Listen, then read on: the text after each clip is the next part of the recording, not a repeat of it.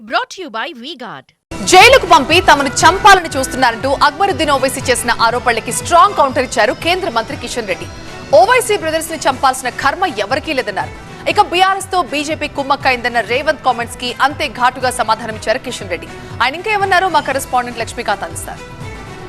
కిషన్ రెడ్డి గారు, మీరు చెప్పండి, మీ యాత్ర ఎలా సాగుతుంది? మరోవైపు మాటల యుద్ధం ప్రతిపక్ష పార్టీల పైన కావచ్చు, అధికార పార్టీల మధ్య కావచ్చు, మాటల తూటాలు పేలుతున్న మీరు ఎలా చూస్తారు?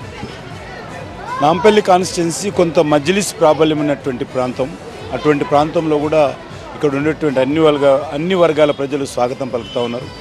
ఎందుకంటే మజ్లిస్ పార్టీతో హైదరాబాద్ ప్రజలు ఫెడప్ అయ్యారు. అదే ఎంఎం పార్టీకి సంబంధించిన అక్బరుద్దీన్ ఓవైసీ ఈరోజు కీలకమైన వ్యాఖ్యలు చేస్తున్నారు. నన్ను జైల్లో పెట్టి స్లో పాయిజన్ ఇచ్చి చంపే ప్రయత్నాలు జరుగుతున్నాయి. నన్ను అక్బరుద్దీన్ ఓవైసీని, అసదుద్దీన్ ఓవైసీలను చంపే ప్రయత్నాలు జరుగుతున్నాయని చెప్తున్నారు. ఎలా చూస్తారు మీరు? ఎవరు వాళ్ళని చంపాల్సిన అవసరం లేదు. ఇక్కడ ఉన్నటువంటి ఎవరినైతే ఇన్ని రోజులు రెచ్చగొట్టి తన రాజకీయం పబ్బం కలుపుకున్నారో వాళ్ళే రాజకీయంగా వాళ్ళని చంపేస్తారు తప్ప మరి ఇక్కడ భౌతికంగా చంపాల్సిన అవసరం లేదు. ఎందుకంటే వాళ్ళు ఇన్ని రోజులు ప్రజలను మరి ఒక మతం పేరుతో దౌర్జన్యం చేసేటువంటి ప్రయత్నం చేశారు.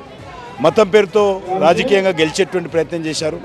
అనేక పేద ప్రజల, ముస్లిం ప్రజలకు సంబంధించినటువంటి ఆస్తులు ఆక్రమించుకున్నారు. అనేక రకాలుగా బినామీ పేరుతో మరి వేల కోట్లు సంపాదించుకున్నారు. కానీ ఓల్డ్ సిటీలో ఉన్నటువంటి ముస్లింలకి ఏ రకమైనటువంటి ఏమి ఒరిగేది లేదు. కాబట్టి ఈరోజు ఈ రకంగా అక్బరుద్దీన్ మాట్లాడమవుతున్నదో అది తీవ్రంగా ఖండిస్తున్నాను.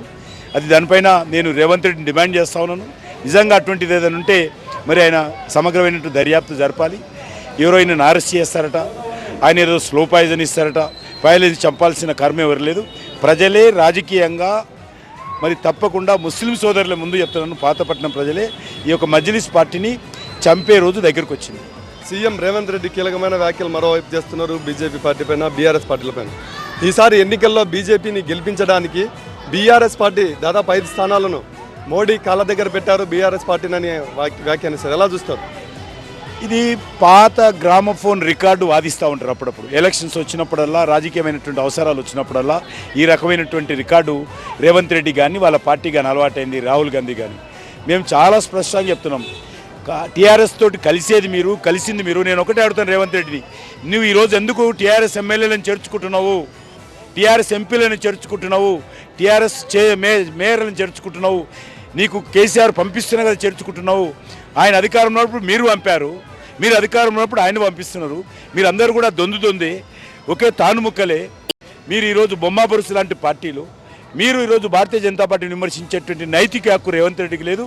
ఈరోజు దమ్ము ధైర్యం ఉంటే ఈరోజు కాళేశ్వరం మీద కానీ, దమ్ము ధైర్యం ఉంటే ఈరోజు టెలిఫోన్ ట్యాపింగ్ విషయంలో కానీ సమగ్రమైనటువంటి దర్యాప్తు జరుపు. సిబిఐకి ధైర్యం ఉంటే, సిబిఐకి ఇచ్చే ధైర్యం లేదు. మాటలు మాట్లాడుతున్నారు, అందరినీ బ్లాక్మెయిల్ చేసి. మరి ఈరోజు కాంగ్రెస్ పార్టీ ఈరోజు రాజకీయాలు చేర్చుకుంటున్నది కాంగ్రెస్ పార్టీలు అందరినీ. కానీ ఈరోజు అవినీతి పరుల మీద చర్య తీసుకోవడానికి రేవంత్ రెడ్డికి దమ్ము ధైర్యం లేదు. ఓకే, కిషన్ రెడ్డి గారు, థ్యాంక్ యూ వెరీ మచ్. మొత్తం మీద ప్రతిపక్ష పార్టీలు కావచ్చు, అధికారంలో ఉన్న నేతలు కావచ్చు, చేస్తున్న కామెంట్లకు కిషన్ రెడ్డి కౌంటర్ అటాక్లు చేస్తున్నారు. కెమెరా పర్సన్ వెంకటస్వామితో Laxmikant, TV9 Nampally. Brought to you by V-Guard.